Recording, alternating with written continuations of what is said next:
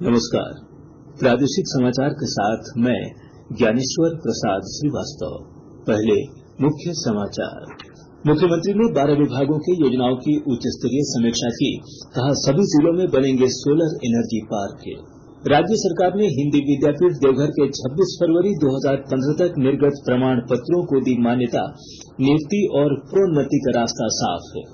झारखंड उच्च न्यायालय ने बोकारो में बिना अप्रोच रोड के 7 पुलों के निर्माण की जांच के लिए बनाई वकीलों की कमेटी। मौसम विभाग ने राज्य के कई हिस्सों में 3 दिनों तक हीट वेव चलने का जारी किया अलर्ट। रांची समेत कई जिलों में पारा 40 सेल्सियस से ऊपर पहुंचा। और इंडोनेशिया ओपन बैडमिंटन के सिंगल्स में भारत के एचएस प्रणय पहुंचे सेमीफाइनल में। पुरुष युगल टीम भी अंतिम 4 में। और अब समाचार विस्तार से। राज्य के सभी जिलों में अगले 3 महीने में सोलर एनर्जी पार्क योजना की शुरुआत होगी। इसके लिए सभी जिलों के उपायुक्त भूमि की उपलब्धता सुनिश्चित करें। मुख्यमंत्री हेमंत सोरेन कल 12 विभागों के महत्वपूर्ण योजनाओं के सचिवों और उपायुक्तों के साथ उच्च स्तरीय बैठक में समीक्षा कर रहे थे। उन्होंने बिरसा हरित ग्राम योजना के तहत सभी राशन कार्ड धारियों को कम से कम 2 फलदार वृक्ष देने का निर्देश अधिकारियों को दिया।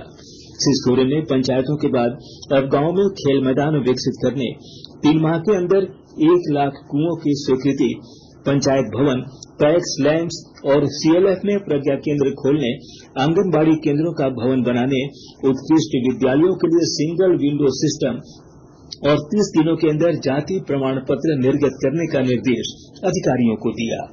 राज्य सरकार ने हिंदी विद्यापीठ देवघर से 26 फरवरी 2015 तक निर्गत प्रमाण पत्रों को मान्यता दे दी है। झारखंड उच्च न्यायालय के निर्णय के आलोक में कार्मिक विभाग ने अधिसूचना जारी कर सभी विभागों को इसका अनुपालन करने का निर्देश दिया है। अब हिंदी विद्यापीठ प्रमाण पत्र के आधार पर नियुक्तियां और प्रोन्नति मान्य होगी। सरकार के इस निर्णय से हिंदी विद्यापीठ के शिक्षक और अन्य सरकारी कर्मियों को राहत मिली है। प्रधानमंत्री नरेंद्र मोदी कल मन की बात कार्यक्रम के अंतर्गत देशवासियों के साथ अपने विचार साझा करेंगे। माननीय प्रधानमंत्री अपने मन की बात इस बार साझा करेंगे 18 जून सुबह 11 बजे। आप भी माननीय प्रधानमंत्री के मन की बात का हिस्सा बन सकते हैं। इसके लिए आप अपने सुझाव 16 जून तक टोल फ्री नंबर 1800117800 पर रिकॉर्ड कर सकते हैं या फिर 1922 पर भी कॉल कर सकते हैं। नमो ऐप या माई गव के ओपन फोरम में पोस्ट कर सकते हैं। तो याद रखें, रविवार 18 जून सुबह 11 बजे मन की बात। यही तो मन की बात है, जन जन से नाता होना। भारतीय जनता पार्टी के राष्ट्रीय अध्यक्ष जेपी नड्डा 22 जून को गिरिडीह आएंगे।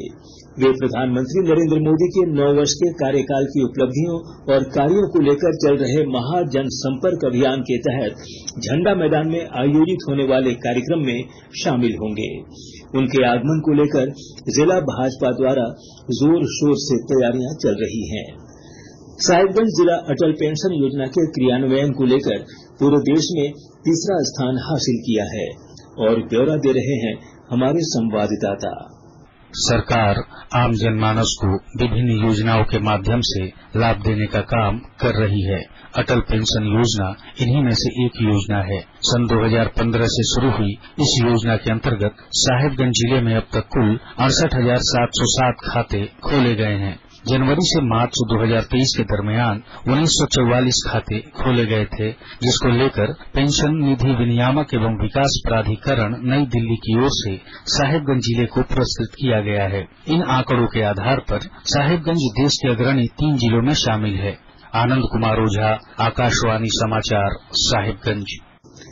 झारखंड उच्च न्यायालय ने बोकारो जिले में बिना अप्रोच रोड के 7 पुलों के निर्माण मामले की जांच के लिए अधिवक्ताओं की 3 सदस्यीय कमेटी बनाई है।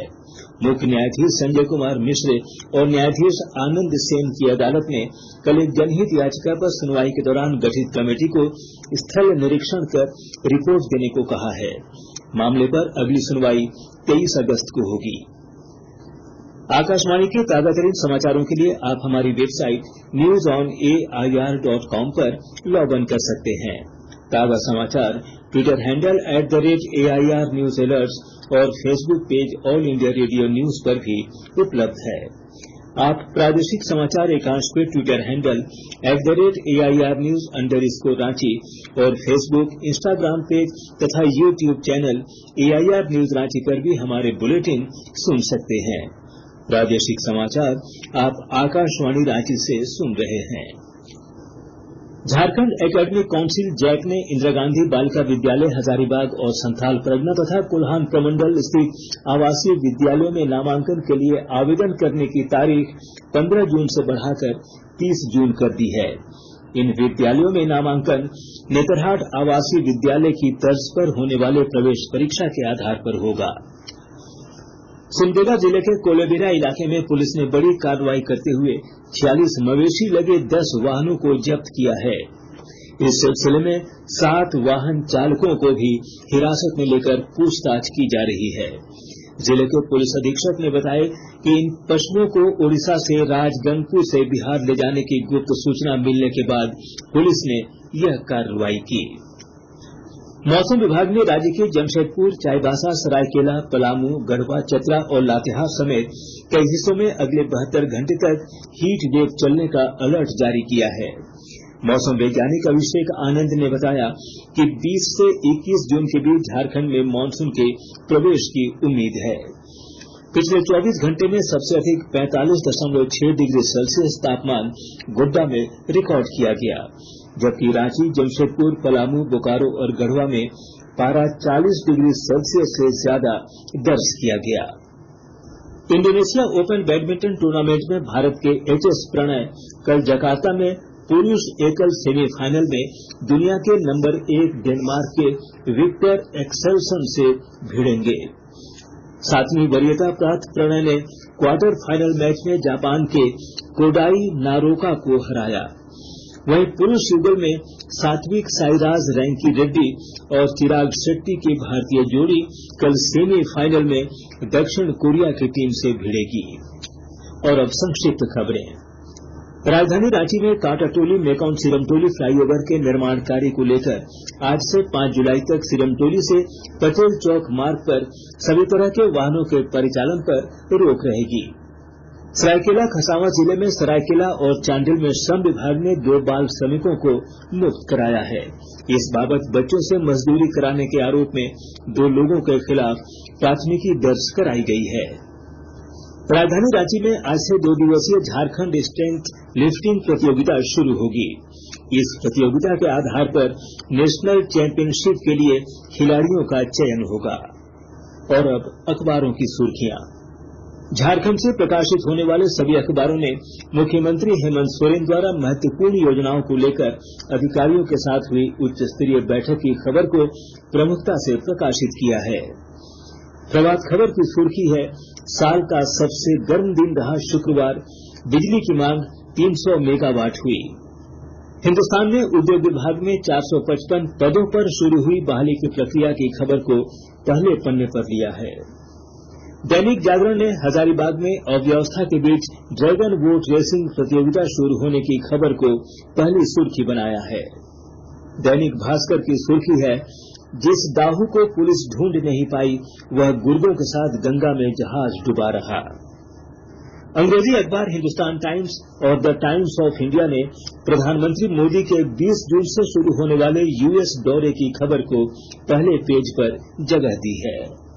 और अब अंत में मुख्य समाचार एक बार फिर। मुख्यमंत्री ने 12 विभागों के योजनाओं की उच्च स्तरीय समीक्षा की, कहा सभी जिलों में बनेंगे सोलर एनर्जी पार्क। राज्य सरकार ने हिंदी विद्यापीठ देवघर के 26 फरवरी 2015 तक निर्गत प्रमाण पत्रों को दी मान्यता, नियुक्ति और प्रोन्नति का रास्ता साफ। झारखंड उच्च न्यायालय ने बोकारो में बिना अप्रोच रोड के 7 पुलों के निर्माण की जांच के लिए बनाई वकीलों की कमेटी।